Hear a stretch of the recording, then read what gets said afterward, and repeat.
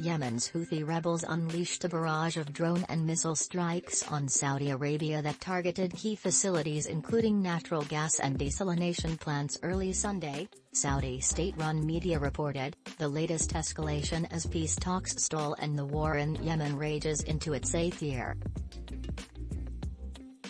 The attacks did not cause casualties, the Saudi-led military coalition fighting in Yemen said, but damaged civilian vehicles and homes in the area. The salvo also came as Saudi Arabia's state-backed oil giant Aramco announced that its profits surged 124% in 2021 to $110 billion, a jump fueled by renewed anxieties about global supply shortages and soaring oil prices. Aramco, also known as the Saudi Arabian Oil Company, released its earnings report on the heels of weeks of intense volatility in energy markets triggered by Russia's invasion of Ukraine. Punitive sanctions on Russia, among the world's largest exporters of crude and petroleum products, have added to turmoil to an already tight energy market. The international oil benchmark Brent crude hovered over $107 on Sunday after nearly touching a peak of $140 earlier this month. Saudi Arabia and the United Arab Emirates have so far resisted Western appeals to increase oil production to offset the loss of Russian oil as gasoline prices skyrocket.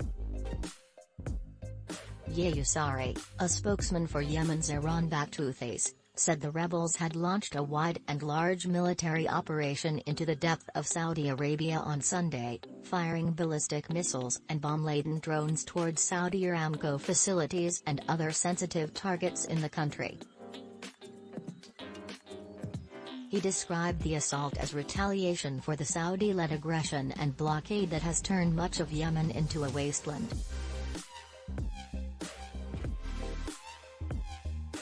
The Saudi-led military coalition said Houthi aerial strikes targeted a range of facilities, an Aramco liquified gas plant in the Red Sea port of Yanbu, a power station in the country's southwest, a desalination facility in Al-Shaqeeq on the Red Sea coast, an Aramco oil facility in the southern border.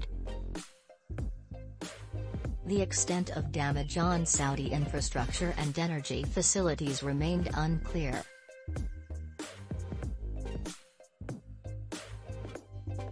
The official Saudi press agency posted photos of fire trucks dousing leaping flames with water and a trail of rubble wrought by shrapnel that crashed through ceilings and pocked apartment walls.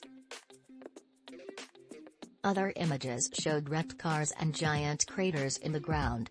There were no injuries or fatalities and there was no impact on the company's supplies to customers, Aramco president and CEO Amin H. Nasser told reporters in remarks carried by Saudi state media. The barrage comes days after the Saudi-based Gulf Cooperation Council said it invited Yemen's warring sides for talks in Riyadh aimed at ending the war, an offer dismissed out of hand by the Houthis, who demanded that negotiations take place in a neutral country.